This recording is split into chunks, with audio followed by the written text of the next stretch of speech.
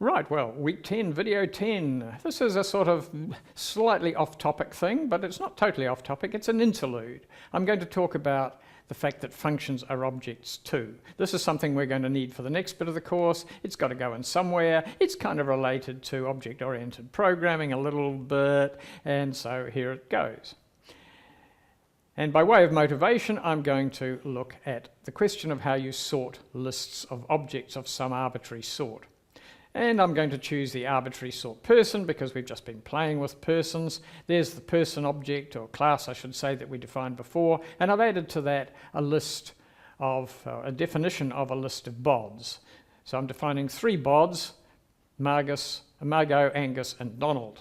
So when we run that, I can interrogate using the shell, I can find out what the bods list is, and I get that.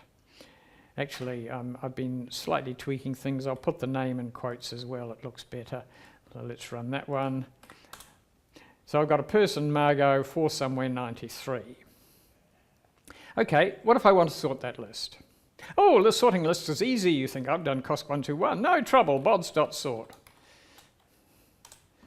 Oh, it says less than not supported between instances of person and person. So the first thing is it didn't work because we don't know what it means to say one person's less than another.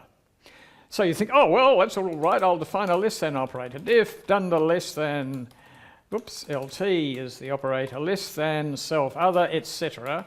And at some point, I might actually stop and think, a pretty radical concept, and ask, what does it mean to say one person is less than another? And I would like to think you would start to have some qualms about now and realise that actually it's not a very well defined idea, one person being less than another. I mean, shorter, younger, their first name is alphabetically less than the other, they live in a suburb that's alphabetically, etc. It's not a well defined idea, so really bad idea to define less than on it. What do? Well, there's a simple solution. We find the solution by going, please help, I need help on list.sort. And I get told that the list.sort method takes a parameter key, which is initially none, and it also takes a parameter to reverse the order of the sort, which we won't worry about right now. Okay, what's that mean? That's the sort key. That is, what do we use when we're sorting a person? Do we use their name, their address, their age, or something else? Maybe it's a name that has a first and a last name, but maybe we need to extract the last name and return that. So that's the solution to our problem, and I'll just demonstrate it very quickly. I'm going to define a new global function here, def name of a person, which just returns the person's name. And to make a point, I'm also going to define the age of a person to return the person's age. These are not methods a prison. Define, return the person dot age. These are not methods, they're global functions, takes any person and pulls out their name and age. What use is that? Well, we'll see right now. Bods.sort with this extra parameter, key is equal to name. What do I get? I get the bods sorted by name, Angus, Donald and Margot. What if I instead sort them by age? Then, no surprise here, they now come out in age order, 23, 72, 93.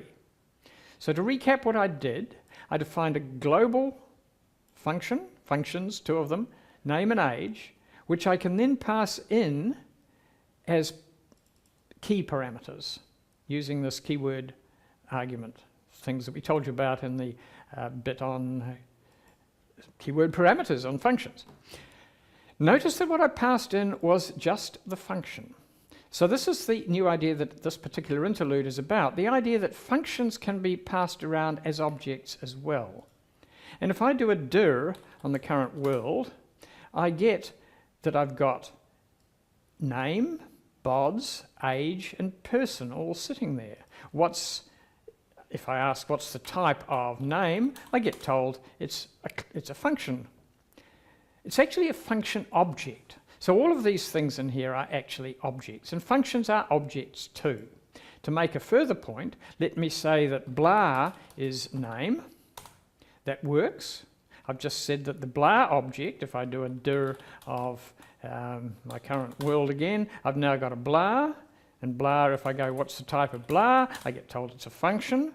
So that assignment statement, which seems pretty odd, I didn't call the function. I didn't say blah is, I didn't say blah is equal to the result of calling name. This would be call name and assign the result to blah. I said blah was equal to name. So, first of all, just on the slide here, emphasizing a point, the key parameter must be a function. It must be a function that takes an object in the list and returns a value to be used for sorting. And I've just done that example here, and just this final little bit says it's enthusiasts only, but I'm an enthusiast, and I'm sure you're enthusiasts all right. This isn't actually in the curriculum, but I think it's fun. Whoops, that didn't work. And that is to do a dir of name and discover that it has a method that, one of these Dundery methods that we've kind of ignored, it has the dunder call method. So it turns out that when I go, what's the name of, let me get a person. P is Bod's naught. So P, just to confirm now, is Angus. If I ask what's the name of P, then there's no surprise that I get Angus. But what's actually happening here is that the Python interpreter is doing this to it. It's calling the call method of the object, passing P in as a parameter. So this means that anything with a dunder call, and function objects have dunder call methods, is callable. Just as anything with an add operator is addable. So anything with a call operator is callable, and you can, if you like, make your own objects callable. Fun, eh? Never had a use for this in my life, but hey, it's such a cool thing to know about. And that's all I wanted to talk about in this video. You can ignore the last bit if you were totally confused already. It was just for fun and interest and amusement. Thanks for watching. Bye.